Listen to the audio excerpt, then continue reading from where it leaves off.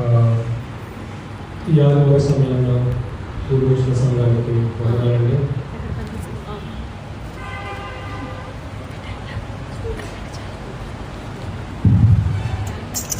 ఈ 4వ వారానికి దేవుడు నన్ను క్షేమంగా హైదరాబాద్ నుంచి గురువార పట్టణానికి పంపించినందుకు దేవుడికి స్తోత్రం. ఈ దినమున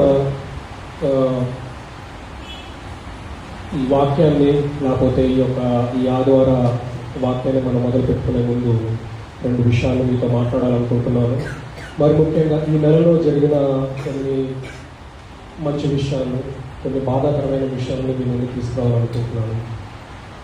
ఒకటి, ముందుగా ఒక బాధాకరమైన విషయం మీ ముందు తేవాల్సింది అనుకుంటున్నది ఏంటంటే, మనం చాలామంది వినే ఉంటాము, ఒక దైవజనుడు, ఒక రాజకీయవేత్త, ప్రపంచాన్ని శాసించే దేశాన్ని రిప్రజెంట్ చేసే ఒక గొప్ప పొలిటికల్ పర్సనాలిటీ చార్ల్స్ క్రెక్ అనే ఒక అతను అమెరికా దేశానికి అక్కడున్న ప్రెసిడెంట్ అంటే ట్రంప్కి ఒక రైట్ హ్యాండ్ లాంటి మనిషి. అతను కేవలం రాజకీయంగానే కాదు కానీ దైవికంగా బైబిల్ విషయంలో ఎంతో పట్టున్న వ్యక్తి, ఒక గొప్ప వక్త. అతను ఉత్తర ప్రత్యుత్తరాల్లో తను చేసే ఒక వాక్యాన్ని కానీ లేకపోతే అతను ఇచ్చే సమాధానం కానీ ఎంతోమంది యువకులు లేకపోతే ఆ దేశ ప్రజలే కానీ వాక్యాన్ని బట్టి వాళ్ళు ఎంతో ఆనందించేవారు. దాన్ని బట్టి క్రీస్తుతత్వం క్రైస్తత్వం అనేది అమెరికా దేశంలో మరొకసారి బలంగా తయారవుతూ వస్తుంది. అలాంటి సమయంలో అతన్ని అతి చిన్న వయసు 33 సంవత్సరాలు. ఎవరికైనా తెలియకపోతే మనము ఇంటర్నెట్లోకి వెళ్ళి వెతకచ్చు. చార్ల్స్ క్రెక్ చాలా బలమైన క్రైస్తవ వ్యక్తి అని చెప్పచ్చు. దేవుడు ఆశీర్వదించుంటే ఆ ప్రమాదాన్ని తప్పించుంటే నేను అనుకునేవాడిని అమెరికా దేశానికి ఖచ్చితంగా ప్రధాని అయ్యేవాడని, ఒక గొప్ప ప్రధాని అయ్యేవాడు. అలాంటి వ్యక్తిని ఒక సమాజం, ఒక సమూహంలో బైబిల్ మెసేజెస్ చెప్తున్నప్పటికే కానివ్వండి లేకపోతే రాజకీయంగా మాట్లాడుతున్నప్పుడే కానివ్వండి అతన్ని కాల్చి చంపారు. సో ఈ సందర్భంగా నేను కోరుకుంటున్నది ఏంటంటే, మన సంఘం ఆ కుటుంబాన్ని జ్ఞాపకం చేసుకుందాము, వారి కుటుంబానికి నెమ్మది దయచేద్దాము.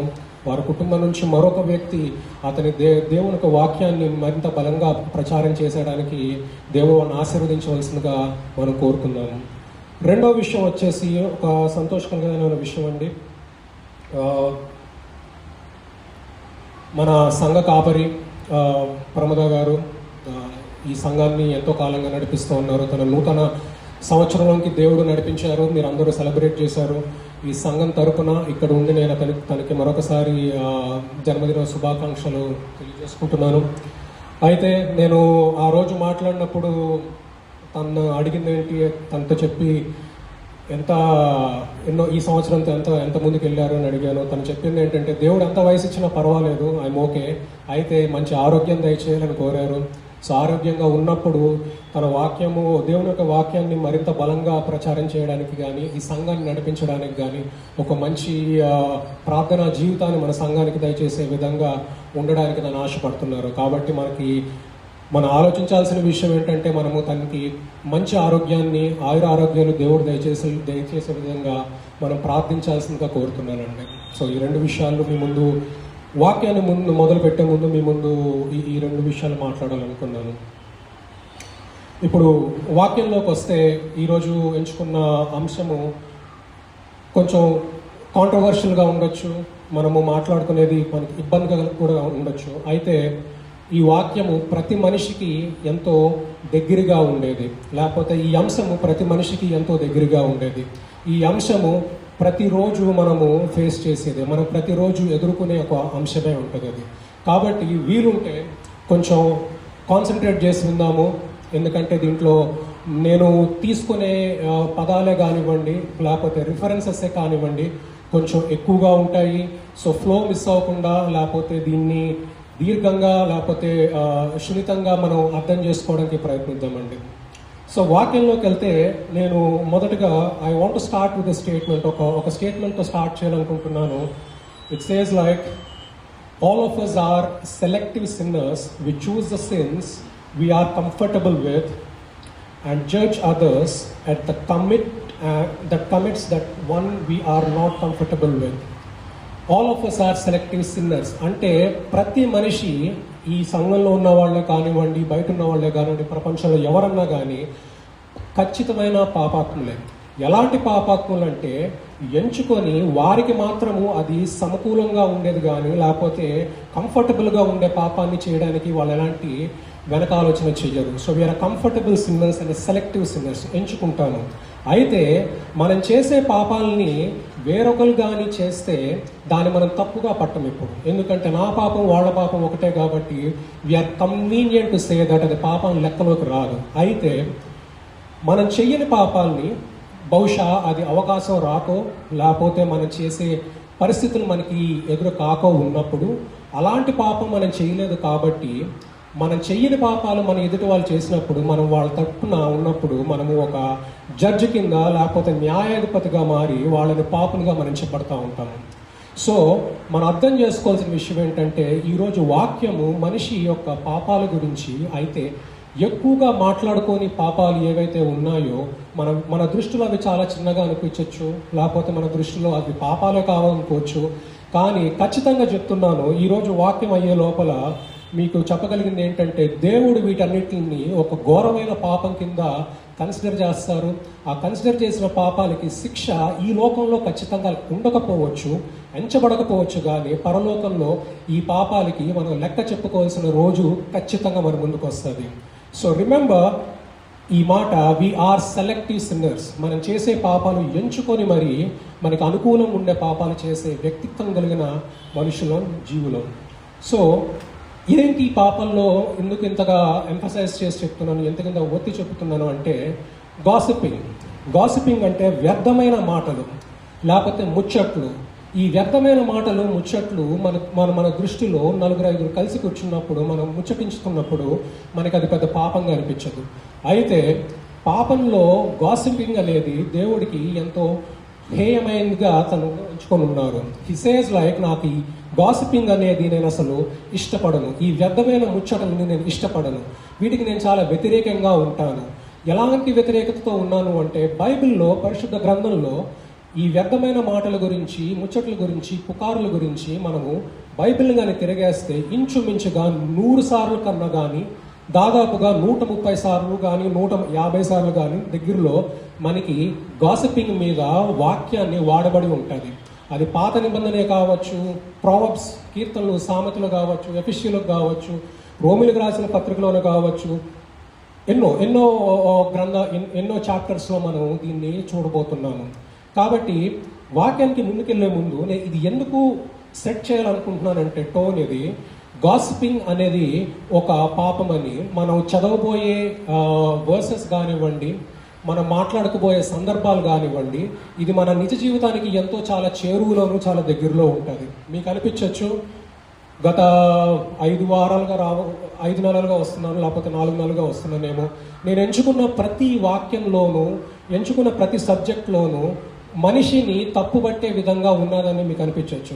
But remember, before getting in to this, పరిశుద్ధ గ్రంథం అనేది మహిమల కోసమో, లేకపోతే దీవెనల కోసమో, ఆయురారోగ్యాల కోసమో, ధనము కోసమో, తరతరాలుగా నాకు తండ్రి నుంచి కొడుకుకి, మనవడికి, మనవరాలకి, వీళ్ళందరికీ వచ్చే దీవెన కోసమో మాత్రమే కాదు కానీ, అద్భుతాల కోసం మాత్రమే కాదు కానీ, Bible is an absolute mirror which shows you what you are in the eyes of God. Bible అనేది అద్భుతమైన ఒక అద్దం. మనం బైబిల్ని చదువుతా పోతే మనలో ఉన్న మంచితనాన్ని పక్కన పెట్టి మనలో ఉన్న చెడుతనం ఏంటనేది మనకి కళ్ళకు కట్టినట్టుగా చూపించే ఒక అద్భుతమైన అద్దం. అది అంగీకరించలేని రోజు మనం మన ప్రకారం ఉన్న మనలో ఉన్న చెడుని క్లీన్ చేసుకోలేని రోజు, లేకపోతే పరిశుద్ధపరచుకోలేని రోజు మన దేవుడికి సమీపులుగా ఉండలేము. ఇది ఖచ్చితంగా గుర్తుపెట్టుకోండి. బైబిల్ని, సంఘాన్ని, ఆదివారాన్ని, ప్రార్థన కేవలం దీవెనల కోసమే, కేవలం నాకు పరిశుద్ధ వరాల కోసం అనుకుంటాయి. ఇది ఈ పుస్తకం దాని గురించి కాదండి. ఈ జీవగ్రంథం దాని గురించి ఖచ్చితంగా కాదు. ఈ జీవగ్రంథం మనలో ఉన్న పాపాలని, మన తప్పుల్ని మనకి నేర్పించినప్పుడు, మనం ఏంటని తెలియజేసినప్పుడు, దాన్ని ఎలాగ సరిదిద్దుకోవాలన్న ఆలోచన మనకి వచ్చినప్పుడే, మనం సరిదిద్దుకోగలిగిన అవకాశం మనకి ఇచ్చినప్పుడే మనం మరింతగా దేవునికి చేరువవుతాము.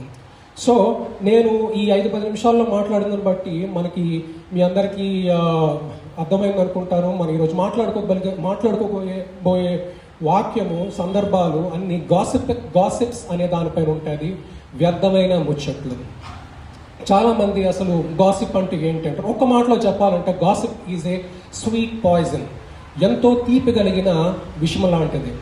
మనం మాట్లాడినంతసేపు మనం చేసేది తప్ప పాప మనం తెలియకపోవచ్చు, కానీ మనం 10 మందితో మాట్లాడుతున్నప్పుడు ఆ మాటల్లో ఎంతో తీపి కలిగిన తేనెలాగా మనకు అనిపిస్తుంది. మాటగా కలిపి మనం ఎవరి గురించి అయితే మాట్లాడుతున్నామో ఆ వ్యక్తి మన మధ్యలో ఖచ్చితంగా ఉండడు. అది భౌతికంగానే కావచ్చు, లేకపోతే ఆ రోజు ఆ పరిస్థితిలో మన మధ్యలో ఉండకపోవచ్చు. కానీ మనం ఆ వ్యక్తి గురించి, అది అతను కావచ్చు, ఆవిడ కావచ్చు, మాట్లాడినప్పుడు మనము మంచి కంటే ఎక్కువగా చెడే మాట్లాడతాం. వాళ్ళలాగా, నేను వాళ్ళ గురించి అలా విన్నాను, ఇది నిజమా కాదా. గాసిప్స్ అనే దాంట్లో మనకి సగం నిజం ఉంటుంది, సగం అబద్ధం ఉంటుంది. అయితే మన అత్యుత్సాహంతో వీటిని మనము ఈ సగ నిజాన్ని అబద్ధం కింద సృష్టించి మనము రోజుల తరబడి మాట్లాడి ఒక అబద్ధాన్ని నిజంగా మార్చేస్తాము. దీనివల్ల జరిగే నష్టాలు, కష్టాలు ఎన్నెన్నో ఉంటాయి. అవి మనం పోను మనం మాట్లాడుకుంటాము. సో గాసిప్ అనేది ఒక స్వీట్ పాయిజన్, అంటే ఒక తీపి కలిగిన విషం లాంటిది. అది ఖచ్చితమైన విషం లాంటిది. దాన్ని ఎలాగ మనము హ్యాండిల్ చేయాలి, దాన్ని ఎలాగ ఎదుర్కోవాలనేది కూడా మాట్లాడుకుంటాం.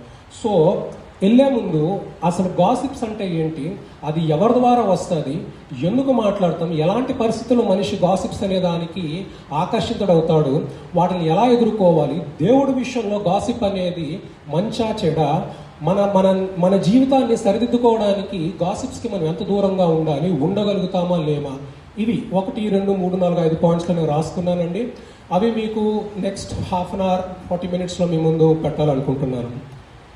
ఓకే, వ్యర్థమైన ముచ్చట్లు. గాసిప్ అనే దానికి నేను రాసుకున్న డెఫినేషన్ ఏంటంటే, gossip is speaking to someone wherein who is not directly part of the problem or the solution concerning of the person who is not present over there. మనము ముచ్చట్లు మొదలు పెట్టుకున్నప్పుడు, మనము ఒక 2-3 ముచ్చట్లు మొదలు పెట్టుకున్నప్పుడు మనకి ఏమాత్రం సంబంధం లేని ఒక వ్యక్తి గురించి మనము మాట్లాడి, అతని జీవితంలో ఉన్న కష్టాల గురించి మనము మాట్లాడుకుంటూ, మనం తీర్చలేని కష్టాలైనప్పటికీ దాని గురించి అది ఎందుకు వచ్చిందన్న కష్టాలు, లేకపోతే ఏ విధంగా తన కష్టాలు కొని తెచ్చుకున్నాడని హేళనగా మాట్లాడుకుంటాము. అయితే అలాంటి మాట్లాడే సమయంలో మనం ఖచ్చితంగా మనము ఒక విషయాన్ని చాలా అనుసరిస్తాం. ఏంటంటే, ఎవరి గురించి అయితే మాట్లాడుకుంటామో ఆ మనిషి ఖచ్చితంగా ఆ సంభాషణలో ఉండరు.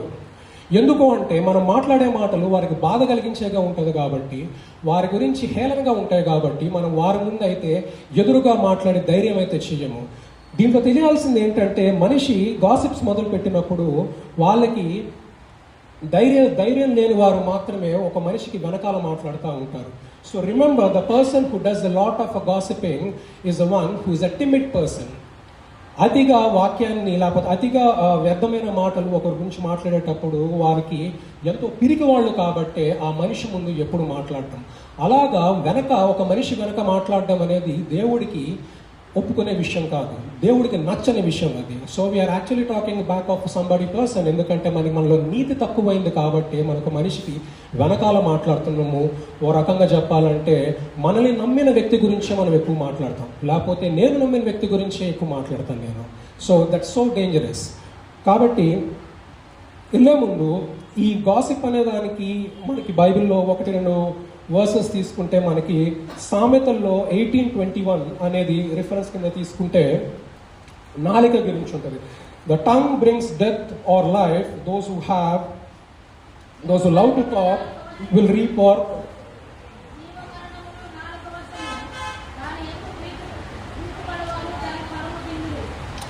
రైట్. జీవ మరణమును నాలిక వశము, దాని యందు ప్రీతిపడువారు దాని ఫలమును తిందురు. ఈ మాట నేను గాసిప్స్ అన్న మాటను పదే మాట్లాడుతూ ఉంటాను. కాబట్టి మీరు అర్థం చేసుకోవాల్సిన విషయం ఏంటంటే, అది దేని వల్ల గాసిప్ అనేది ఒక బయటికి ఎలా రాగలుగుతుంది అంటే, మనిషి అవయవాల్లో నరం లేదు కానీ ఎంతో బలమైనది నాలుక. మనం మాట్లాడే ప్రతి మాట మన నాలుక నుంచి దొరికినప్పుడు ఆ మాట బట్టి మనిషి యొక్క జీవితాన్ని, ఆ ప్రస్తుతాన్ని, తన భవిష్యత్తుని నిర్ధారించే అంత శక్తి కలిగింది మన నోటికున్న నాలుక. కాబట్టి బైబిల్ ఏం చెప్తుందంటే, జీవ మరణములు నాలుక వశము. నేను మాట్లాడిన మాటని బట్టి దేవుడు నాకు ఆయుష్ పెంచవచ్చు, నేను మాట్లాడే మాటలను బట్టి, ఆ యొక్క క్రియలను బట్టి నాకు ఆయుష్ తగ్గించబడచ్చు కూడా. దాని యందు ప్రీతిపరువారు దాని ఫలము తిందురు. సో నేను ఎంచుకున్న మార్గాన్ని బట్టి నా నాలుక సరిగ్గా మాట్లాడితే దాని ఫలము జీవమే కావచ్చు, లేకపోతే నేను సరిగ్గా మాట్లాడినప్పుడు మరణమే కావచ్చు. చాలామంది చాలా విషయాల్లో ఒక మనిషికి వారి మంచితనాన్ని ఓవర్ నైట్లో, అంటే అనుకోకుండా ఒకసారిగా చెడ్డవాడు ఎప్పుడవుతారంటే వ్యర్థమైన మాటలు మాట్లాడినప్పుడు, ఆ వ్యర్థమైన మాటలు కేవలం నాలిక ద్వారా దొరికినప్పుడే. అయితే ఇక్కడ గుర్తుపెట్టుకోవాల్సింది ఏంటంటే నాలిక మాత్రమే ఇలాంటి పని చేయడానికి ప్రోత్సాహపడుతుందంటే కాదు. నీ హృదయంలో నీకు ఒక వ్యక్తి మీద ఉన్న కల్మషం ఏదైనా ఉంటే దాన్ని ఆపుకోలేని రోజు నీ నాలిక నుంచి మాటల కింద దొరికి బయటకు వస్తాయి. So what you have in your heart is what your tongue speaks out. నా హృదయం సరిగ్గా లేని రోజు నా నాలిక నా హృదయానుసారంగా మాట్లాడుతుంది. నా హృదయం కలుషితంగా ఉన్నప్పుడు నా ఎదుటికున్న మనిషి, నాకు నచ్చని వ్యక్తి నేను చాలా హేయంగా మాట్లాడే పరిస్థితి తీసుకొస్తుంది. కాబట్టి నా నాలుకని నేను అదుపులో ఉంచుకున్న రోజు నా జీవితాన్ని కానివ్వండి, నా పొరుగువారి జీవితాన్ని కానివ్వండి, ఆ సంఘాన్ని కానివ్వండి, లేకపోతే ఊరిని కానివ్వండి సక్రమంగా ఉండుకోవచ్చు. ఈ మాట సామెతలో చాలా ఉంటుంది, మాటను బట్టి మనం ఊరును ఎంచుకోవచ్చు, లేకపోతే మన నాలుక సరిగ్గా ఉంటే మన మాటను బట్టి మన పరిస్థితిని సరిదిద్దుకోవచ్చు. సో బైబిల్ కూడా అదే చెప్తుంది. నాలిక అనేది ఎంతో ముఖ్యమైన భాగము శరీరంలో. అయితే ఆ నాలికని అదుపులో ఉంచుకొని రోజు నేను చేసే క్రియలకు కానీ నాకు వచ్చే రిజల్ట్స్కి కానీ దానికి నేనే బాధ్యుడై ఉంటాను. జీవమరణములు నాలిక వశము, దాని యందు ప్రీతిపడువాడు దాని ఫలమును తిందురు. సో గుర్తుపెట్టుకోవాల్సింది, this everything depends, your life and death is purely mostly dependent upon your tongue. ఎందుకంటే నీ హృదయంలో ఉన్న ఆలోచన నాలుకలోంచి దొరలబడుతుంది. అయితే నేను ఇది మాట్లాడుకుంటున్నప్పుడు నాకు ఏం వేసుకున్న ప్రశ్న, అయితే మూగవాడికి ఎలాంటి ప్రాబ్లం లేదా అని. ఉండకపోవచ్చు మాట విషయంలో, కానీ హృదయానుసారంగా తన హృదయంలో కానీ చెడుగాని ఉంటే అది కూడా పాపం కింద లెక్క అవుతుంది. కాబట్టి think about the words that you speak. మనం మాట్లాడే మాటలు, మన నోట్లోంచి జారే ప్రతి మాటకి మనము ఏదో ఒక రోజు దేవుడి దగ్గర మనము లెక్క చెప్పుకోవాల్సి వస్తుంది. ఈ మాటల విషయంలో మనకి దేశానికి సంబంధించిన న్యాయ పుస్తకాల్లో కానీ దానికి శిక్ష ఉండకపోవచ్చు, కానీ నేను మాట్లాడే ప్రతి మాట ఒకవేళ హేయమైతే ఇక్కడ ఉన్న ఒక న్యాయాధిపతులు మనకి శిక్ష వేయకపోవచ్చు, కానీ పరలోకంలో ఉన్న న్యాయాధిపతి మాత్రం ఖచ్చితంగా దీనికి లెక్క చెప్పవలసిందిగా కోరుతారు. ఆ రోజు మనం చెప్పలేని రోజు మనం దానికి శిక్షార్హులు అవుతాము. So let's see that we control the tongue that we use to discuss or express our views. మన నాలిక ఎంత తప్పుగా వాడితే అంత మంచిది, కానీ ఆ నాలిక మంచి విషయాలకి మాడినప్పుడు మనకి, మన కుటుంబానికి, ఆ సంఘానికి దీవెన అవుతుంది. అదేవిధంగా మనం యాకోబులో 3 chapter 5 to 6 మాట్లాడుకోగలిగితే,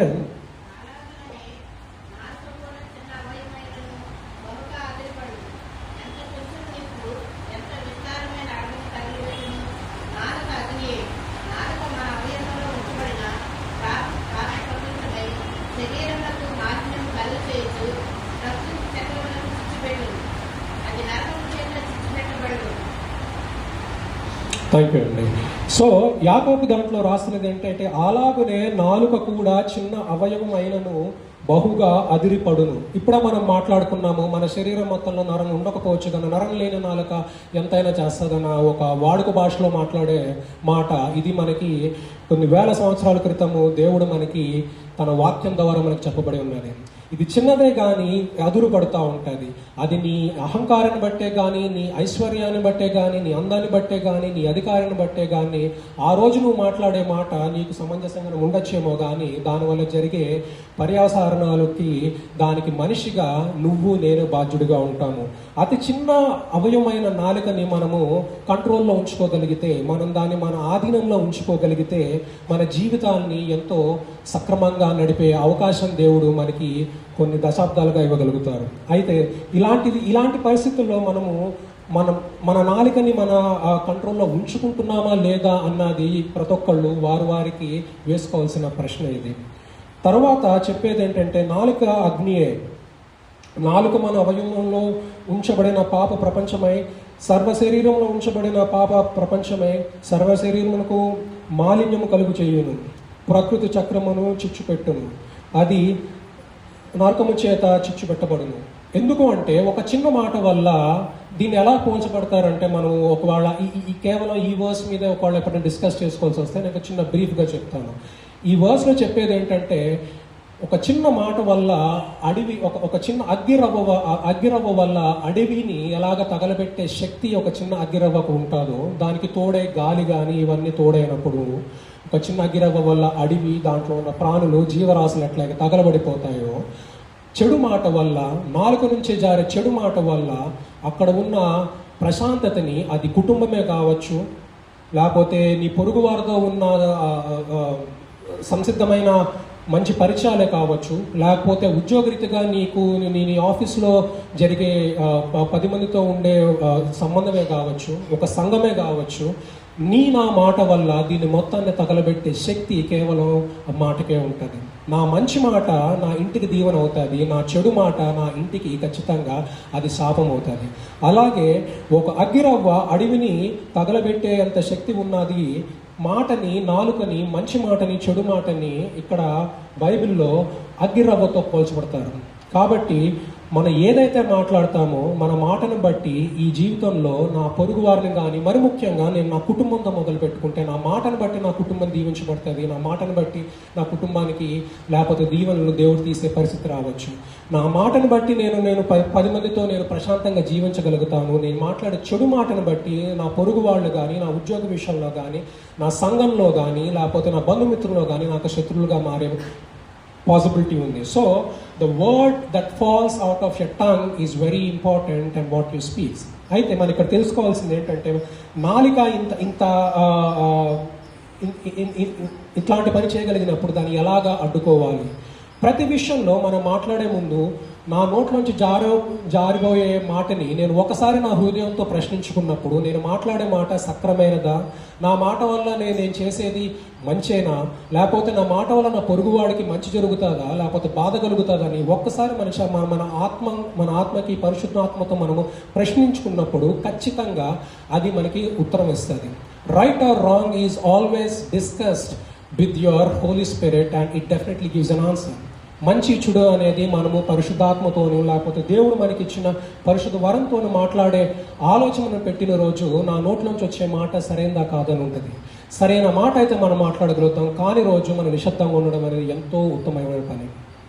కాబట్టి నేను ఈ 2 వాక్యాలు తీసుకోవడానికి మెయిన్ రీజన్ ఏంటంటే, గాసిప్స్ అనే దానికి ఇంకా వెళ్ళబోయే ముందు, ఒక గాసిప్ చేయడానికి మనకి అతి ముఖ్యమైన విషయం నాలిక. ఆ నాలిక వల్ల జరిగే కష్టాలు కానివ్వండి, లేకపోతే ఇబ్బందులు కానివ్వండి, ముందు మీకు చెప్పాలనుకున్నాను. సో నెక్స్ట్ వెళ్ళబోయే ముందు మనకి నెక్స్ట్ డిస్కషన్లో గాసిపింగ్స్ గురించి మాట్లాడాల్సి వస్తుంది. అయితే దాని ముందు మీకు ఒక నిజ జీవితంలో జరిగిన ఒక చిన్న సన్నివేశాన్ని మీ ముందు తేవాలనుకుంటున్నానండి.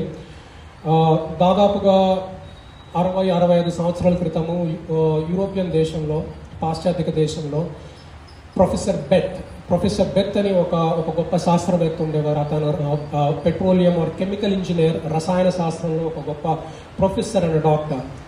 ఆ రోజుల్లో మనం వాడే ఇంధనానికి ప్రత్యామ్నాయంగా వేరే విధంగా ఆల్టర్నేటివ్గా మనము ఒక పెట్రోలియంకి ఆల్టర్నేటివ్గా ఒక బ్యాటరీ కానీ ఎలాగ కనుక్కోవాలనుకుంటామో వాళ్ళు ఆ టైంలో ఓ ప్రయత్నంలో ఉన్నారు. సో ఒక రసాయనాన్ని కనుక్కోవడానికి డాక్టర్ బెత్ వాళ్ళ టీం అందరు కలిసి ఎంతో కృషి చేశారు. దాంట్లో ఎన్నో మాటలు మాట్లాడుకున్నారు, ఒకరికొకరు వాళ్ళకి ఆలోచనలు ఎక్స్చేంజ్ చేసుకున్నారు. Which was an healthy discussion, అంటే ఆరోగ్యకరమైన సంభాషణ జరిగింది. వాళ్ళ నాలుక నుంచి వచ్చిన మాటలు ప్రతిదీ ఒక మంచి చేయాలన్న ఆలోచనతో వాళ్ళు మాట్లాడుకొని ఒక రసాయనం కనుక్కున్నారు. దానివల్ల ఎంతో గొప్ప మేలు జరిగింది, ప్రపంచంలో అందరూ దాన్ని గ్రహించారు. ఆ రసాయనం వల్ల ఆ యూరోపియన్ దేశానికి ఎన్నో వేల డాలర్లు, లక్షల కోట్ల డాలర్లు రెవెన్యూస్ కింద రావడం మొదలైంది. కొంతకాలం అయిన తర్వాత డాక్టర్ బెత్ చేసిన గొప్ప కార్యాలకి అక్కడ ప్రభుత్వము ఆనందించి తనకి ఒక పురస్కారం కింద, లేకపోతే లైక్ మనకి ఇక్కడ పద్మవిభూషణం అలాగే ఇవ్వాలనుకున్నారు. దాంతోపాటు అతనికి ఒక ప్రత్యేకమైన అధికారిక హోదా చేయాలనుకున్నారు. అయితే తనతో పాటు కలిసి పనిచేసిన వారు ఒక 110 మంది లేకపోతే 150 మంది పాటు ఉంటారు. దాంట్లో ఇతను ఒక కీలకమైన రోల్ ఉండడం వల్ల ఇతనికి ఇవ్వాలనుకున్నారు. ఎప్పుడైతే ఇతనికి మంచి అధికారిక రోల్ ఇవ్వాలనుకున్నారో లేకపోతే పురస్కారం ఇవ్వాలనుకున్నారో మిగతా 110 మంది ఇతనికి నచ్చలేదు. ఎందుకు అంటే ఈర్షతో వాళ్ళు రగిలిపోతూ ఉన్నారు, కోపంతో రగిలిపోతూ ఉన్నారు. ఆ 110 మందిలోనే చిన్న చిన్న గుంపులుగా విడిపోయి తన గురించి చెడుగా మాట్లాడుకోవడం మొదలుపెట్టారు. They started gossiping about doctor Beth. ఇది జరిగిన విషయం అండి ఇది. అయితే అలా జరగడంతో ఎవరైతే తనకి వ్యతిరేకంగా మాట్లాడుకుంటున్నారో వాళ్ళు కలిసి ఒక చిన్న సమూహంగా తయారయ్యారు. అతనికి ఈ పురస్కారాలు, ఈ హోదా దయచేయడానికి ప్రభుత్వానికి వినతి పత్రం వెళ్ళే లోపల తనకి కాంటాక్ట్ సర్టిఫికెట్ లేకపోతే తన సహచర్యులతోటి పనిచేసినప్పుడు తను ఎలాంటి వ్యక్తి అని అడగడానికి ఒక సర్వే జరిగిందంట. ఆ సర్వేలో వీళ్ళందరూ కూడబలుక్కొని అతని గురించి ఉన్నవి లేనివి మాట్లాడి చెప్పుకుంటూ ఇతను ఒక తాగుబోతని, తిరుగుబోతని, లేకపోతే వేరే వ్యామోహాలు ఉన్నాయని చెప్పుకుంటూ తన క్యారెక్టర్ని, అంటే తన వ్యక్తిగత జీవితాన్ని హననం చేసి క్యారెక్టర్ అసాసినేషన్ చేసేసి ఇతని దేనికి పనికిరాడు, ఇలాంటి వాడు అలాంటి హోదాకి సరిపోడు అన్నట్టుగా ఒక అబద్ధాన్ని 1000 సార్లు చెప్పి దాన్ని నిజం చేసి ప్రభుత్వం కూడా అదే నమ్మేలా చేశారు. దానివల్ల తాను కనుక్కున్న దానిని తను కనుక్కోలేదని ప్రభుత్వం కూడా నిర్ధారించి తనని ఆ ఫెలోషిప్లోంచి, ఆ సంఘంలోంచి బయటికి పంపించేశారు. ఈ ప్రాసెస్లో జరిగింది ఏంటంటే, మనిషికి గాసిప్ అనేది స్టార్ట్ చేయాలన్నప్పుడు, డాక్టర్ బెత్ అనే పర్సన్ గురించి తనకి అధికారిక హోదా రాకూడదన్న ఆలోచనలో ఉన్నప్పుడు వాళ్ళు ఎందుకు ఒక చిన్న గుంపులుగా తయారయ్యారంటే వాళ్ళల్లో అసూయ. ఒక గాసిప్కి, ఒక వ్యర్థమైన ముచ్చటకి కారణము 2-3 ఉంటాయి. అసూయ కావచ్చు, ఈర్ష కావచ్చు, కోపం కావచ్చు, అభద్రతా భావం కావచ్చు. అసూయ, నాకంటే అతను బాగుపడిపోతున్నాడు, నాకంటే అతను ఇంకా ముందుకెళ్ళిపోతున్నాడు, తనకు అర్హత లేకపోయి ఉండొచ్చు, కానీ తన ఈర్ష ఏంటంటే నేను ఆ పరిస్థితిలో ఉండాలి, నేను అతన్ని ఎట్టి పరిస్థితులను కిందకి లాగి పైకెళ్ళాలనేది ఈర్ష. కోపం ఏంటంటే నా సహచరుడు నాతో పాటు చేశాడు, నాకు ఇబ్బంది అతనికి ఎలాగిస్తారనేది కోపం. ఇంకోటి అసూయ, ఈర్ష ఇంచుమించుగా ఒకటే ఉంటుంది. చివరిగా అభద్రతా భావం, ఇన్ఫీరియారిటీ కాంప్లెక్స్ అనొచ్చు, లేకపోతే ఇన్సెక్యూరిటీ అనొచ్చు. అంటే నాకు రాదు కాబట్టి అతనికి ఇస్తున్నారు, అతనికి కూడా రాకూడదు, నాకు లేదు కాబోలు, నాకు రానిది, నాకు దక్కనిది అతనికి కూడా దక్కకూడదు. ఇలాంటి ఒక క్యారెక్టరిస్టిక్స్ అంటే లక్షణాలు, గుణాలు, లేకపోతే స్వభావం. ఈ స్వభావాలు, ఈ గుణాలు, లక్షణాలు ఉన్న వాళ్ళు ఒక జీవితాన్ని లేకపోతే ఒక మనిషిని కిందకి లాగి పైకి వెళ్ళాలని కోరుకుంటారు. అదే పరిస్థితి డాక్టర్ బెత్కి అక్కడ ఎదుర్కోవాల్సి వచ్చింది. ఈ ఈర్షతో కానీ, అభద్రతా భావంతో కానీ, కోపంతో కానీ, లేకపోతే అసూయతో కానీ జరిగిన రిజల్ట్ ఏంటంటే ఈ చిన్న గుంపులన్నీ కలిసి వ్యర్థమైన ముచ్చట్లు మొదలుపెట్టి ఆ వ్యర్థమైన ముచ్చట్లు ముదిరి అవి మనకి పుకారుల కింద తయారయ్యాయి, రూమర్స్. ఫస్ట్ ఫేజ్లో మనకి జెలసీ అనేది స్టార్ట్ అవుతుంది. దాంట్లో ఉన్న ఫేజెస్ అసూయ, ఈర్ష, కోపం, అభద్రత భావం. నెక్స్ట్ గాసిపింగ్, మనము చిన్న గుంపులుగా మాట్లాడి వాళ్ళ గురించి, అతను మనిషి లేనప్పుడు అతని గురించి వ్యతిరేకంగా మాట్లాడుతుంటుంది గాసిపింగ్. ఆ గాసిపింగ్ ముదిరిన రోజు అది మనకి రూమర్స్ కింద మాట్లాడుతుంది, పుకారులు, వదంతులు. ఒక అబద్ధాన్ని మనం 100 సార్లు చెప్తే నిజం కింద మారుతుందని మనం చాలాసార్లు చూస్తూ ఉంటాము. ఆ వ్యక్తికి ఆ హోదా రాకూడదన్న అసూయతోటి పుకార్లు పుట్టించి తన జీవితాన్ని నాశనం చేసి తన సంపాదించుకున్న కీర్తిని లేకపోతే మర్యాదని, ఆ హోదాని సంపూర్ణంగా వదిలేసుకొని పారిపోయే విధంగా అక్కడ ఉన్న ఆ 110 మంది ప్రయత్నించారు, సఫలీకృతమయ్యారు. ఈ 110 మంది బెత్కి తెలియని వారా కాదు, అతి సన్నిహితులు, వారితో కలిసి 10-15 సంవత్సరాలు కలిసి పనిచేసిన వాడే. సో ఇక్కడ గుర్తుపెట్టుకోవాల్సింది ఏంటంటే, మనము గాసిపింగ్ అనేది లేకపోతే పుకార్లు అనేది ఇవన్నీ ఎవరి ద్వారా వస్తాయంటే మన అతి సన్నిహితుల ద్వారానే జరుగుతాయి. నువ్వు స్నేహితుడని అనుకున్న నీ స్నేహితుడు నీ మీద ఈర్ష కలిగినప్పుడు, నీతో విభేదాలు జరిగినప్పుడు ఖచ్చితంగా నీ గురించి గాసిప్ చేసే అవకాశం ఉంది. నువ్వు నమ్మి నీ స్నేహితుడికి నువ్వు చెప్పే నీ యొక్క సీక్రెట్స్, అంటే నీ జీవితంలో జరిగిన కొన్ని సన్నివేశాలు, ఎవరితో పంచుకోలేని సన్నివేశాలు నీ స్నేహితుడు చెప్పినప్పుడు నీకు ఆ స్నేహితుడికి సత్సంబంధం కలిగిన రోజు ఏ ఒక్క మాట బయటికి రాదు. అయితే వ్యతిరేకత కలిగిన రోజు ఖచ్చితంగా ఆ స్నేహితుడు నీ జీవితాన్ని బట్టబయలు చేసి నీ పరువు తీయడానికి ఎంతో ఆరాటపడతాడు. So jealousy will lead to gossiping, and gossiping when it is mature too enough, it ends as a rumors. కాబట్టి ఆ రూమర్స్ అనేవి ఎంత భయంకరమైనవి అంటే మనము ఒక జీవితాన్ని నాశనం చేయడానికి మనము ప్రత్యక్షంగా వెళ్ళి వాటితో పోట్లాడాల్సిన అవసరం లేదండి. ఆ రూమర్స్ అనేవి, లేకపోతే పుకార్లు అనేవి, వదంతులు అనేవి మనము వారి వెనక మాట్లాడుతూ ఉండి ఒకరి తర్వాత ఒకరు వింటా పోతూ ఉంటారు. ఇక్కడ మనం గ్రహించాల్సిన గొప్ప విషయం ఏంటంటే, why do rumours pass so quick? ఎందుకంటే ఇలాంటి వదంతులు లేకపోతే పుకారులు ఎందుకు అంత తొందరగా పాకుతాయంటే, అవి వినడానికి మనలాంటి మనిషి కూడా ఎంతో ఆతృతంగా చెవి ముందు పెడతాడు. We are so happy to listen somebody falling down. అవునా, నిజమా, నీకు అలా తెలుసు, వాళ్ళు చెప్పారు, ఓకే అవును నేను ఎప్పుడో చూశాను. ఇది ఉన్న చిన్నదానికి ఒకటి అన్నట్టుగా పెంచుకుంటూ పోయి ఏమీ లేదాన్ని కూడా ఉన్నదని చేసి ఒక మనిషికి మానసికంగా కానివ్వండి, లేకపోతే తన క్యారెక్టర్ని సంపూర్ణంగా హననం చేసేసి చంపేసి తనంతటి తాను బాధపడే పరిస్థితిలోకి తీసుకెళ్ళిపోతారు. అదే పరిస్థితుల్లో డాక్టర్ బెత్ అనే పర్సన్కి కూడా అలాగే జరిగింది. తన ఫెలోషిప్ నుంచి బయటకు తీశారు. పోను ఒక 5 సంవత్సరాల తర్వాత తను కృషించి చివరాఖరికి తను ఆత్మహత్య చేసుకొని చనిపోయినట్లుగా మనకి కొన్ని రికార్డ్స్ చెప్తూ ఉంటాయి. తను రాసుకున్న ఆఖరి ఉత్తరం ఏంటంటే, నేను ఎవరిని పొందుకోలేకపోయాను, I'm dying just because of a lie. ఒక అబద్ధం వల్ల నేను చనిపోవాల్సి వచ్చింది. నా కీర్తి కానీ ఇదంతా కానీ నేను నిలబెట్టుకోలేకపోయాను, నా కుటుంబం నన్ను వదిలేసిపోయింది. ఈ చిన్న కథలో మనం నేర్చుకోవాల్సింది ఏంటంటే, what dead those 110 people achieve of? ఆ 110 మంది తిన జీవితాన్ని పతనం చేయడం వల్ల వాళ్ళకి వచ్చిన సంతోషం ఏమిటి? ఒక రాక్షస సంతోషం మాత్రమే అని చెప్పగలుగుతాను, అంతకు మించి వేరేదేం లేదు. నాకు దక్కలేదు, నా పొరుగువాడికి కీర్తి జరుగుతుంది, నాకు అర్హత లేదు, అయినా నాకే కావాలి, ఇది నాది కాదు అయినా నాకే కావాలి, నాకు కావాలంటే నేనేం చెయ్యాలి, నాకు నా దారిలో అడ్డున్న వాడిని సంపూర్ణంగా పక్కకి లాగేయాలి. And God is not agreeing with this kind of approaches. God is not agreeing with a gossip or any rumors that we spread. దేవుడికి ఇది ఏ మాత్రమూ ఇష్టం లేదండి. నీ ఈర్షతో కలిగిన గాసిపింగ్ మొదటి రూమర్స్ ఇది కరెక్ట్ కాదు.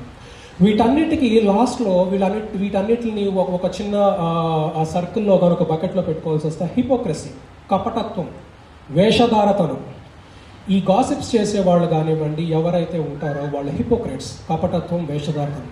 నా స్నేహితుడే ఉంటాడు, నాతోనే ఉంటాడు, నా కోసం ఏదన్నా చేస్తా అంటాడు, నిన్ను ఎంతో ప్రేమిస్తాను అంటుంటాడు, వాడే నా గురించి బయటకు వెళ్ళి చెప్పిన రోజు హీఈస్ అన్ హిపోక్రెట్. తన జీవితంలో తనకున్న అసలైన ఆలోచనలు వేరు, తన విధి విధానాలు వేరు, లేకపోతే తనకి నా పట్ల ఉన్న ప్రేమ అబద్ధము, తను వేషధారతనంతో జీవిస్తున్నాడు, లేకపోతే కపటత్వంతో జీవిస్తున్నాడు. ఇది ఒక చిన్న ఎగ్జాంపుల్ మాత్రమే, ఇది ఒక చిన్న స్టోరీ. ఈ స్టోరీలో బెత్ అనే ఒక పర్సన్ తన జీవితాన్ని అంతముంచుకున్నారు. ఇలాంటివి మన జీవితంలో ఎన్నెన్నో మనము ఎక్స్పీరియన్స్ అవుతూ ఉంటాము, ప్రతిదీ మనం చూస్తూనే ఉంటాము. కాబట్టి దీనికి when we start getting into that, ఈ గాసిప్ అనేదానికి నేను జస్ట్ రాసుకున్న మాట ఏంటంటే, ఈ లక్షణాలు ఏవైతే జెలసీ, గాసిపింగ్, హిపోక్రసీ ఇవన్నీ అనే లక్షణాలు, గుణగణాలు ఉన్నప్పుడు మన ప్రవర్తన కీడు వైపు ఎక్కువగా ఆకర్షింపబడుతుంది. మనము కీడును ప్రోత్సహించటం వలన పాపంలో ప్రయాణం చేస్తూ ఉంటాము. ఆ పాపానికి ప్రాణము పోసే మన నోటి వెంట వచ్చే మాట, ఇలాంటి మాట మనం బైబిల్లో ఎన్నో చోట్ల చూస్తూ ఉంటాము. కాబట్టి ఈ స్వభావం కలిగిన వాళ్ళు, ఈ లక్షణాలు కలిగిన వాళ్ళకి ఫుడ్ ఏంటంటే, ఒక మనిషిని తక్కువ చేసి వారు ఎక్కువగా చూపించుకోవాలనుకునే ఆత్రతంలో కానీ, లేకపోతే తనకి చేరువు కావాల్సిన దాన్ని ఒక షార్ట్ కట్లో వెళ్ళాలని దాన్ని చేసే ప్రయత్నాల్లో ఇది ఒక ప్రయత్నం. So gossip is one such thing where in we encourage the sin. వ్యర్థమైన ముచ్చట్ల వల్ల మనము మంచి చేస్తున్నామని అనుకుంటే అది ముమ్మాటికి తప్పండి. దాన్ని మనము ప్రోత్సహించేది కీడు వైపుకు మాత్రమే. మన కీడు వైపుకు ప్రోత్సహిస్తూ వెళ్తున్నప్పుడు, దానిని మరింతగా మనము చేరువవ్వాలనుకున్నప్పుడు ఆ కీడుకి మనం మరింతగా ఎక్కువ మాటలు యాడ్ చేస్తూ మనం ముందుకు వెళ్తూ ఉంటాము. Why do we gossip? వ్యర్థమైన ముచ్చట్లు ముదిరినప్పుడు నేను చెప్పింది అదే, మనకి రూమర్స్ కింద మారుతూ ఉంటాయి. ఇవి ఎంత హానికరమైన విషయం అంటే, ఇది కుటుంబాన్ని చీల్చేస్తుంది, భార్యాభర్త సంబంధాలు చీల్చేస్తుంది, నీ సోదరుడికి సోదరురాలకు ఉన్న ఆలోచనలు చీల్చేస్తుంది, తల్లి తండ్రులకి ఉన్న సంబంధం చీల్చేస్తుంది, సంఘంలో ఉన్న సహోదరులకి లేకపోతే గాడ్లీ బ్రదర్ అండ్ సిస్టర్ బ్రదర్హుడ్ని చీల్చేస్తుంది, ఇంటిని చీల్చేస్తుంది, పట్టణాన్ని చీల్చేస్తుంది, దేశాన్ని చీల్చేస్తుంది. ఈ వదంతులు ఇవి ఎంతో హానికరమైన విషయాలు. దీనిని మనము కోర్టులో కానీ దావా వేసి ఈ పరిస్థితి వల్ల నాకు ఇలా జరిగింది కాబట్టి న్యాయం దయచేయమంటే న్యాయమూర్తి కూడా ఏం చేయలేడు. న్యాయమూర్తి కూడా ఏం చేయలేడు కాబట్టి మనకున్న ధైర్యం ఏంటంటే మనకి ఎలాంటి శిక్ష ఈ లోకంలో పడదు కాబట్టి, మన మాట ఎంతో ఉచితంగా ఉంది కాబట్టి, నేను ఎంతో ఈజీగా తప్పించుకోగలుగుతాను కాబట్టి నేను మాట్లాడే మాటల్లో నా గాసిపింగ్ ఎంత ఉన్నా కానీ నేను భయపడ్డాను. This is fact. మనం ఒప్పుకోవడానికి కష్టంగా ఉండొచ్చు, కానీ మనము పుట్టినప్పటి నుంచి ఒకసారి మనము లెక్కేసుకుంటే మీ జీవితకాలంలో నా జీవితకాలంలో నేను గాసిప్స్ ఎన్నిసార్లు చేశానంటే, నేను చెయ్యలేదు అని కానీ నేనంటే నాకు నేను మోసం చేసుకుంటున్నట్టే. ఇది నా గురించి చెప్తున్నానండి. సో నేను మార్చుకోవాల్సిన విషయాన్ని నేను ఎంతో ప్రయత్నించాను, మార్చుకునే ప్రయత్నంలో చాలా ముందుకు వెళ్ళాను. అలాగే ప్రతి ఒక్క మనిషి, నువ్వు నీ జీవితంలో నీకు తెలియకని మాత్రం ఎప్పుడు అనకండి, తెలియకని అంటాం కానీ తెలియకని మాత్రం ఎప్పుడు ఉండదు. తెలిసి మనము వ్యర్థమైన మాటలకి మనం ప్రోత్సాహితంగా ఉంటాము. వ్యర్థమైన మాటల్ని మరింతగా మనం 10 మందితో కలిసి దాన్ని ప్రోత్సహించి మాట్లాడుకుంటూ పోతాము. ఆ మాటల్ని మరింతగా తీసుకెళ్ళి ఒక పుకారు కింద మార్చి అవతల వాడు విన్నా వినకపోయినా మనం ఆ పుకారుని వారి చెవులో చెప్పాలన్న ఆతృతతో ఉంటాము. This is a human life. ఇది మనిషి జీవితం.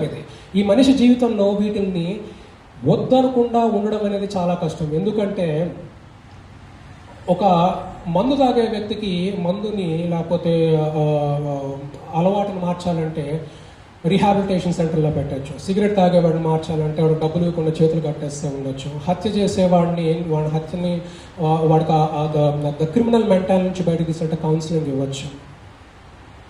లేకపోతే డ్రగ్స్కి అలవాటు ఉన్నవాడిని చేయొచ్చు, లేకపోతే వ్యభిచారం అలవాటు ఉన్నవాడిని చదివినంటే దూరంగా పెట్టచ్చు. వీళ్ళన్నిటిని శారీరకంగా చేసే ఈ తప్పిదాలని ఒక మనిషిని మార్చాలనుకుంటే అతని ఏ మనిషి లేని ఒక దీవిలో పడేస్తే మారే అవకాశం ఉంది.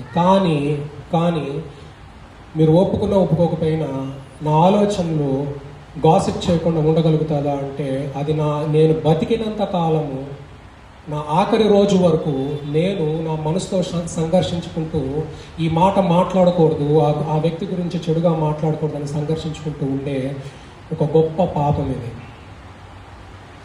These are a very least spoken sins. నేను ఈ వాక్యం ప్రిపేర్ అవుతున్నప్పుడు దీనికి ఏదైనా టైటిల్ పెట్టుకోవాల్సి వస్తే ఏం పెట్టుకుందాం అనుకుంటే, thought like it will be the least spoken since. అతి మితిగా మనము సంభాషించుకునే పాపాలు. ఈ పాపాలు మనం ప్రతిరోజు మనము వినేది అనేది చాలా తక్కువ. నా జీవిత కాలంలో నా స్కూల్లో నేను ఒకసారి మోరల్ సైన్స్ దీంట్లో విన్నాను. ఇది 1-2 సార్లు టీవీలో చూసాను తప్ప దీని గురించి వాక్యానుసారంగా చెప్పడం లేకపోతే నేను కాన్స్టెంట్గా విన్న అంశాలు అయితే కాదండి ఇది. These are the least spoken sins because the sins can never be judged by the judge of a government. హత్య చేసిన వాడికి ఐపీసీ సెక్షన్ ఉండొచ్చు, దొంగతనం చేసిన వాడికి ఉండొచ్చు.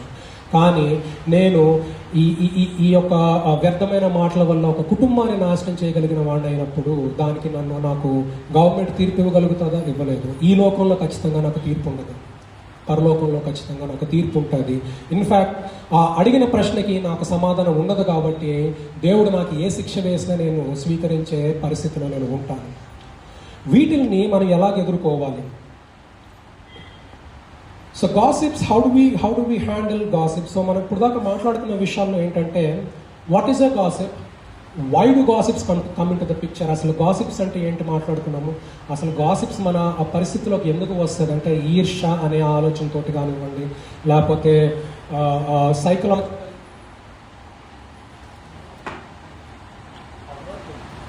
సైకలాజికల్ బ్యాలెన్స్ లేనప్పుడు కానివ్వండి, అభద్రతా భావం కలిగినప్పుడు కానివ్వండి, ఈ గాసిప్స్ అనేవి మనిషి ఖచ్చితంగా మాట్లాడాలనుకోవడానికి ఉంటాయి. నేను ఒక చిన్న సర్వేలో ఒక యూనివర్సిటీ వాళ్ళు ఈ గాసిప్స్ అనే మాట మీద ఒక సర్వే చేయడం జరిగింది. అది ఎలా అంటే, దాదాపు ఒక 500 మందిని ఒక ఆడిటోరియం తీసుకొచ్చి వాళ్ళకి ఒక సబ్జెక్ట్ ఇచ్చి మాట్లాడుకోమన్నారు. ఆ మాట్లాడుకుంటూ ఉన్నప్పుడు వాళ్ళను అంత కన్స్ట్రక్టివ్ అప్రోచ్ జరిగింది, అంతా బాగానే జరిగింది. అయితే వాళ్ళ టీమ్స్ మార్చిన తర్వాత మీకు వాళ్ళని నచ్చనిది ఏంటి, మీకు నచ్చింది అన్నప్పుడు వాళ్ళు వ్యర్థమైన మాటలకి ఎక్కువ ప్రాధాన్యత ఇస్తూ ముందుకు వెళ్ళారు. అయితే ఈ వ్యర్థమైన మాటలకి దీనికి ముందు ఒక కన్స్ట్రక్టివ్ డిస్కషన్ జరగడానికి ఎంత టైం స్పెండ్ చేశారని చూశారు. వాళ్ళు మంచి చేయడానికి కోసం అనేది దాదాపుగా ఒక అరగంట స్పెండ్ చేసి మంచి ఆలోచనతోటి ఒక అవుట్పుట్ తేగలిగారు. అయితే వ్యర్థమైన మాటలకి ఆస్కారం ఇచ్చినప్పుడు మీకు వాళ్ళు ఏం నచ్చలేదు మీరు మాట్లాడి చెప్పండి అన్నప్పుడు దాదాపుగా ఆ 500 మంది మాట్లాడిన సమయం ఇంచుమించు 6 గంటలు. అంటే ఒక మనిషి మంచి పని చేయడానికి అతి తక్కువ సమయాన్ని పెడతాము, ఆ మంచి పని చేయడానికి లేకపోతే మంచి ఆలోచనతో మాట్లాడడానికి ఉన్న అరగంట మంచి ఫలితాలను చూపిస్తుంది. అయితే మనము వాళ్ళలో తప్పులు ఏంటి అనేది మాట్లాడినప్పుడు we get into the depths of their lives. మళ్ళీ చెప్తున్నాను, we get into the depths of their lives. మనము వాళ్ళ జీవితంలోకి తొంగి తోడి వాళ్ళ జీవితంలో ఉన్న పాపాలు కష్టాలు అన్నీ బయటకు తీసి నువ్వు ఇది అని చెప్పి మనం రాక్షస సంతోషం పొందేదాకా మనకి ఆనందం కలగదండి. We don't get satisfied till we get into the depths of their lives. Gossip అనేది దేవుడి విషయంలో ఎందుకు అంత హేయకరమైనది అంటే ఇలాంటి క్రియలు ఉంటాయి కాబట్టి దేవుడికి నచ్చదు. Because we are getting into the depths of their hearts. ఒకవేళ అదే దేవుడు నా గురించి నీ గురించి నేను నిన్ను ఎందుకు క్షమించాలని ఆలోచించి నా హృదయాలో లోతుల్లోకి వెళ్ళి తొంగి చూస్తే నా అంత పాపం ఇంకోటి ఉండకపోవచ్చు. నువ్వు ఇంత పెద్ద పాపివి కాబట్టి నేను నీకు ఎందుకు క్షమించాలి, నేను నీకోసం నా రక్తం ఎందుకు చిందించాలంటే నేను ఈరోజు రక్షింపబడే పరిస్థితిలో ఉండేవాడిని కాదు. దేవుడు మనకి నేర్పించింది ఏంటంటే he never got in to the depths of my heart. నా పాపాలు ఎన్నున్నా కానీ నేను క్షమించాలన్నారు కానీ నువ్వు పలానా పాపం చేసావు నేను క్షమించగలుగుతాను, నువ్వు పలానా రోజు ఈ పాపం చేసావు నువ్వు సమర్థుడువేనా. He never asked. Christ is a beauty. క్రీస్తు అనేది ఒక అద్భుతము. దైవ కుమారుడని మనం ఎక్సెప్షన్ ఇచ్చుకోవచ్చు, కానీ దైవ కుమారుడు మనిషి రూపంలో మనకి జన్మించిన తర్వాత మనిషి ఎలా జీవించగలుగుతాడు అన్న దానికి ఆయన ప్రతి విషయంలో తను చేసి మనకి చెప్పిందే కానీ తను చేయకుండా ఏ రోజు చెప్పలేదు. ఫర్ ఎగ్జాంపుల్, మగ్దలేని మరియాన్ని అందరూ రాళ్లతో కొడుతున్నప్పుడు దే సెడ్ అ లాట్. ప్రతి ఒక్కళ్ళు ఆవిడ జీవిత లోతుల్లో ఉంచి they got in the depths of Maria's heart, Magdalene Maria's heart. నువ్వు వేశ్యవి అని రాళ్ళతో కొడుతున్నప్పుడు దేవుడు ఆవిడ గురించి మాట్లాడాల్సి వచ్చినప్పుడు తను చెప్పింది ఏంటంటే మీలో ఎవరైతే పాపం చేయలేదో ముందు మీరు రాయి వేయండి అన్నారు. అందరూ వదిలేసి వెళ్ళారు. ఆ తర్వాత జరిగిన సంభాషణ ఏంటంటే even I'm not judging you, నేను నిన్నేమీ జడ్జ్ చేయట్లేదు అని. So the beauty of a Christ is what మనకి నేర్పించింది ఏంటంటే ఒక వ్యక్తిని నువ్వు ఒక న్యాయాధిపతిగా తన జీవితాన్ని జడ్జ్ చేసే హక్కు నీకు ఏనాటికి లేదు, ఉండకూడదు. So coming back to this, ఆ సర్వే జరిగినప్పుడు మనం మంచి చేయడానికి అరగంట పట్టింది, ఒక మనిషి గురించి లేకపోతే మంచి చెడుల గురించి మాట్లాడడానికి చెడు గురించి మాట్లాడడానికి 6 గంటలు పట్టింది. So people started getting into the depths of their hearts. ఈ అనాలిసిస్ ప్రకారం వాళ్ళు చెప్పింది ఏంటంటే వీలైతే ఒక మనిషి వ్యర్థమైన ముచ్చట్లకి వ్యర్థమైన మాటలకి లేకపోతే గాసిపింగ్స్కి వీటికి దూరంగా ఉండగలిగే ప్రయత్నం ఒక వారం రోజులు చేయగలిగితే ఆ వారం రోజులో ప్రతి రోజులో వారికి ఇంచుమించుగా బేర్ మినిమం 1 గంట, మాక్సిమం ఒక 3 గంటలు ఎంటీగా కనబడతాయి. అంటే ఇన్ని రోజులు 1 గంట నుంచి 3 గంటల దాకా నేను నా జీవితంలో వ్యర్థమైన మాటలకి లేకపోతే వ్యర్థమైన పుకారులకి నేను ఇచ్చిన సమయం 3 గంటలు కనబడుతుంది. So once you stop stepping your foot into somebody's life, నీ జీవితంలో ఎంతో సమయం దొరుకుతుంది. ఆ సమయం దేవుడి కోసం వాడుకుంటావా సంతోషం, నీ కుటుంబాన్ని తిరిగి కట్టుకోవడానికి వాడుకుంటావా సంతోషం, నువ్వు సంఘంలో నువ్వు ఏదైనా చేయడానికి వాడుకుంటావా సంతోషం. ఈ 3 గంటలు నువ్వు ఎలా వాడుకుంటావు అనేది ముఖ్యం. ఎందుకంటే వ్యర్థమైన మాటలకి నువ్వు ఇంతకాలము నువ్వు స్పెండ్ చేసిన టైం 3 గంటలు, మ్యాక్స్ పార్ట్ ఆఫ్ ఇట్, 1 గంట నుంచి 3 గంటల దాకా. మన కళ్ళెదురుగా ఇది ఒక సర్వే అండి, నేను కేవలం నాకు నచ్చి చెప్పట్లేదు. This is a survey happen in one of the great యూనివర్సిటీస్లో జరిగింది, కావాలంటే మీకు రిఫరెన్స్ ఇస్తాను.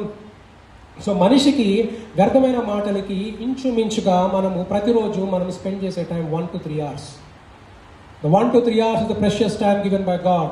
ఈ 1 నుంచి 3 గంటలు మన జీవితకాలంలో లెక్కేసుకుంటకపోతే మన జీవితకాలంలో మనం అంత సమయం దేవుడు వాక్యానికి ఇస్తున్నామా లేదా అన్నది మనకు తెలుస్తుంది. ఆ 3 గంటలు మనం మన కుటుంబానికి ఇస్తున్నామా లేదా అని తెలుస్తుంది. ఆ 3 గంటలే నేను నా పర్సనల్ లైఫ్ స్కిల్స్ని పెంచుకుంటున్నానని తెలుస్తుంది, ఉద్యోగ విషయంలో పెట్టుకుంటున్నానని తెలుస్తుంది. So gossip is the worst scenario. ఒక హేయమైన పాపము, దానికి దూరంగా ఉండగలిగితే నువ్వు నీ కుటుంబంతోనే కాదు కానీ నీ పొరుగు వారితోనే కాదు కానీ దేవునికి కూడా నువ్వు ఎంతో దగ్గర అవుతావు.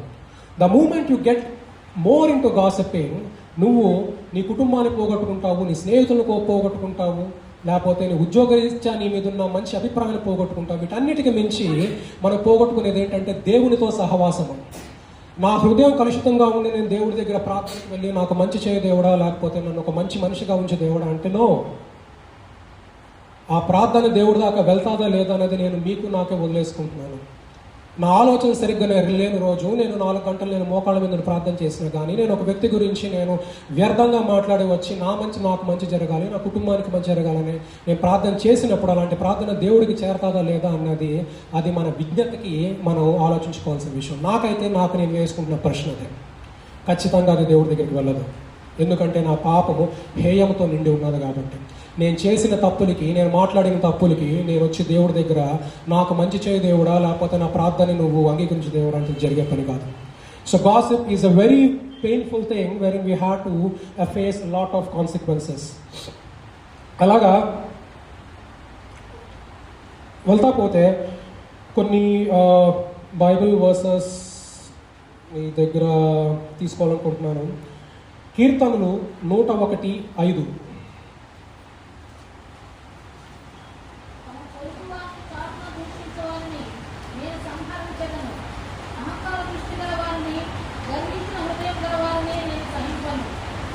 థ్యాంక్ యూ అండి.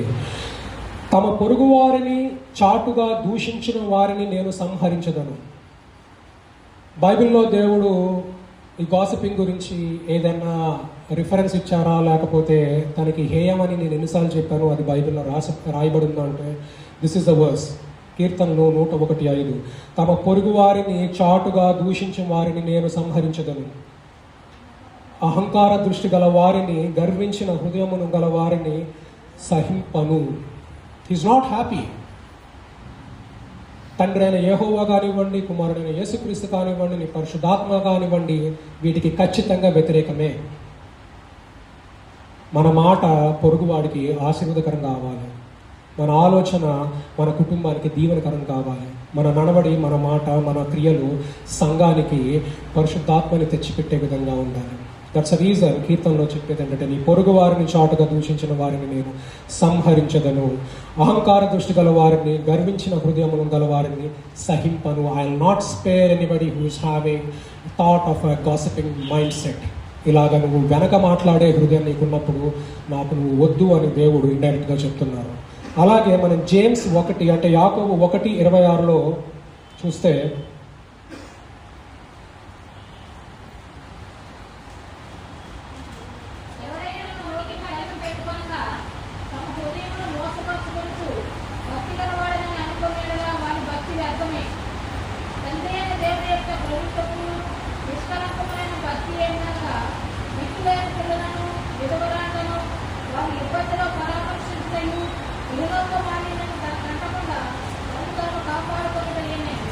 థ్యాంక్ యూ అండి.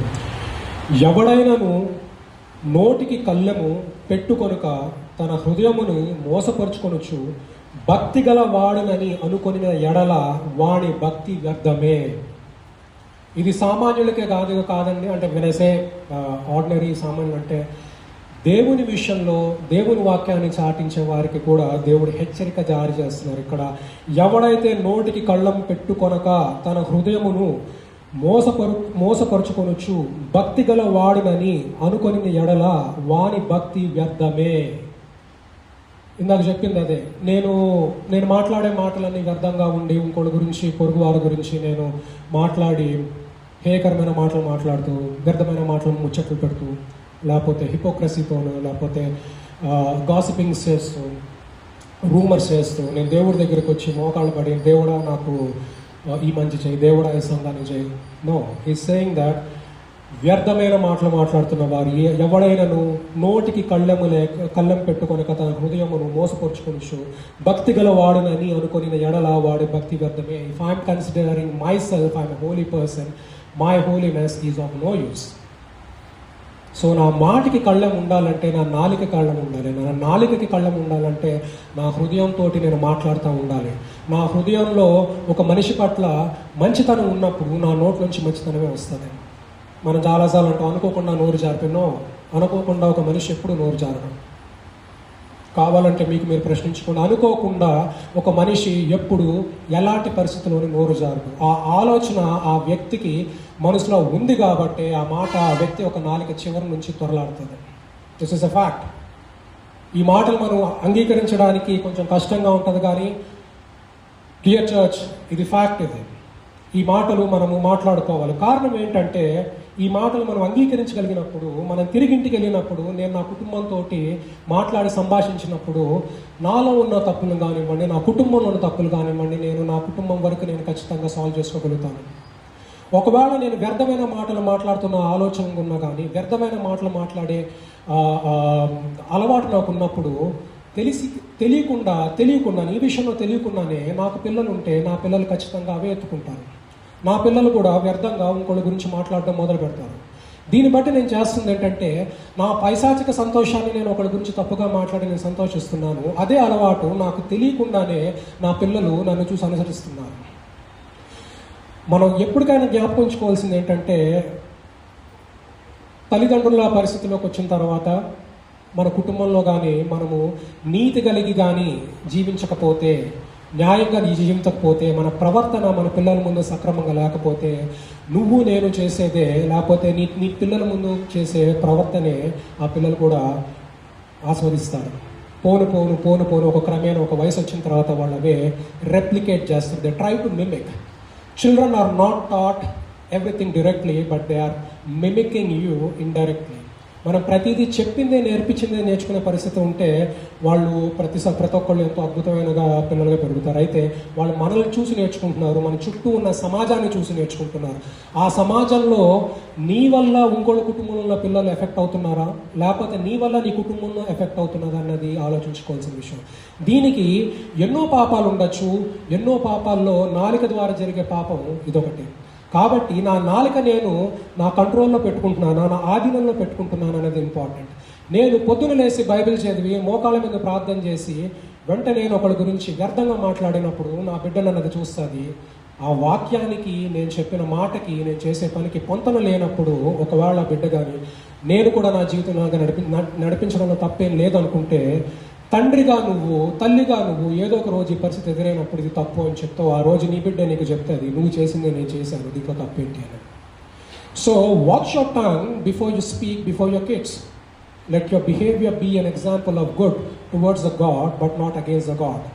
నా ప్రవర్తన కానీ, నా ఆలోచన కానీ దేవుడికి మంచికరంగా, లేకపోతే దేవుడికి దీవెనకరంగా ఉండే విధంగా, నాకు దీవెనకరంగా, దేవుడికి మంచి చేసే విధంగా ఉండాలి తప్ప నేను వ్యతిరేకంగా ఉన్న రోజు నా పిల్లలు కూడా నన్ను వ్యతిరేకిస్తారు.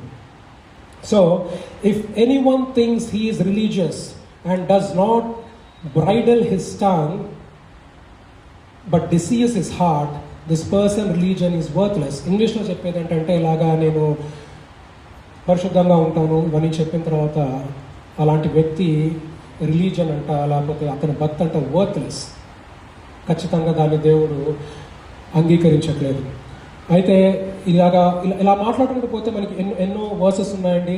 మీకు కావాలంటే రిఫరెన్స్గా కొన్ని రాస్తున్నాను. ఐ జస్ట్ రీడ్ అవుట్, మీరు కావాలంటే వెళ్ళి చదువుకోవచ్చు.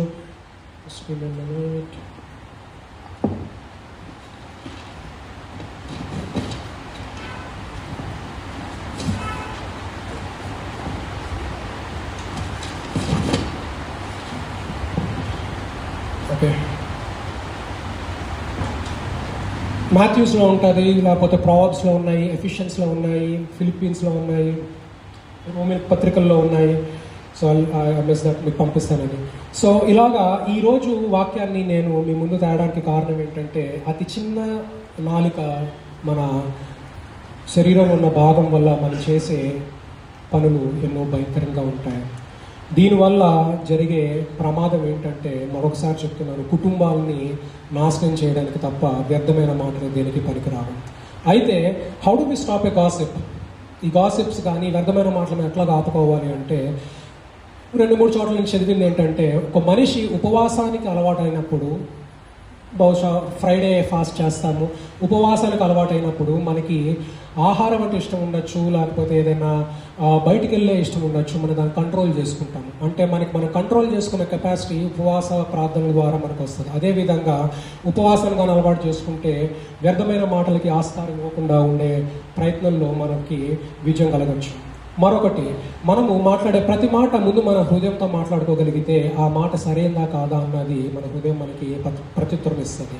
ఆ ప్రత్యుత్తరాన్ని బట్టి మనము ఆ వ్యక్తికి దీవెనకరంగా ఉండాలి తప్ప తనకి దూషణకరంగా ఉండకూడదు అనేది ఒకటి. 3, ఒకవేళ కానీ అలాంటి సంభాషణ జరుగుతున్నప్పుడు ఆ సంభాషణ నా దగ్గర దాకా వచ్చినప్పుడు మనం మౌనంగా ఉండడం అనేది ఎంతో ఉత్తమమైన పని. Gossiping, the person who does a gossip is not only the sinner, but ఆ గాసిప్స్ని దాంట్లో పాల్గొనిన వారు కూడా సిన్నర్స్ కింద దేవుడు పరిగణిస్తూ ఉంటారు. ఎందుకు అంటే ఆ వ్యర్థమైన మాటలకి నువ్వు మాట్లాడినంత మాత్రాన నీతో పాటు కూర్చొని వినేవాడు కూడా పాపానికి పాలిస్తాడే. హత్య చేసిన వాడే కాదు కానీ హత్యకి ప్రోత్సహించిన వాడు, హత్యకి సహకరించిన వాడు కూడా పాపియే. లేకపోతే ఎలాగైతే చెప్తారో ఈ విషయంలో కూడా గాసిపింగ్ అనే విషయంలో మనము దానిని ఒక టైల్ బేరర్గా, లేకపోతే ఆ మాటని 10 మందికి చేరవేసే ఒక వ్యక్తిగా ఉన్నప్పుడు నేను చేసేది ఖచ్చితంగా పాపమే. కాబట్టి జీవితంలో ఒకవేళ మనము పాపను వదులుకోవాలనుకుంటే ఈ పాపాన్ని వదులుకోవడానికి నిరంతరము జీవితకాలం ప్రయత్నిస్తూనే ఉండాలి. నేను ఇందాక చెప్పినట్లు దీనికి ఎలాంటి ప్రభుత్వం నుంచి ఎలాంటి శిక్ష ఉండకపోవచ్చు, కానీ దీనికి నా నోటికి వచ్చే మాట కాబట్టి, నా ఆలోచన నుంచి వచ్చే మాట కాబట్టి దీన్ని నా అంతటగా నేను కంట్రోల్ చేసుకుని నేను బతికినంత కాలము నా ఆలోచనలో ఉండే ఒక వ్యర్థమైన మాటలకి నేను దూరంగా ఉండాలి. ఒక వ్యర్థమైన సంభాషణ జరుగుతున్నప్పుడు నేను దానికి దూరంగా ఉండాలి. ఒక మనిషి గురించి వ్యతిరేకంగా నిజాలు తెలియకుండా మాట్లాడేటప్పుడు నేను దాన్ని ఖండించే విధంగా ఉండాలి. Gossips can only be stop when you're wise enough. ఒక గాసిప్ అనేది, లేకపోతే ఒక పుకార్ అనేది ఎక్కడ ఆగుతుంది అంటే ఒక నీతి కలిగిన వాడు, ఒక జ్ఞానం కలిగిన వాడి దగ్గరికి వెళ్ళి నేను ఇదే మాట చెప్పినప్పుడు ఆ వ్యక్తి నువ్వు చూసావా, నీకు తెలుసా, ఇది నిజమేనా అని 4 ప్రశ్నలు అడిగినప్పుడు ఆ యొక్క రూమర్ అక్కడితో ఆగిపోతుంది. So wisdom definitely kills the gossips, wisdom definitely kills this rumours. So జ్ఞానం కలిగి జీవించే ఆలోచన మనము పొందుపరుచుకోవాలి. కాబట్టి ఈ వాక్యం ఈరోజు మీ ముందు తేడానికి కారణం ఇవి చాలా చాలా తక్కువ సార్లు మాట్లాడతాము, చాలా చిన్న విషయాలే. ఇది మనం సండే స్కూల్ అనే ఒక స్టాండర్డ్ నుంచి మాట్లాడుకుంటూ పోతే మనం ఒక మంచి యూత్ని క్రియేట్ చేయగలుగుతాము.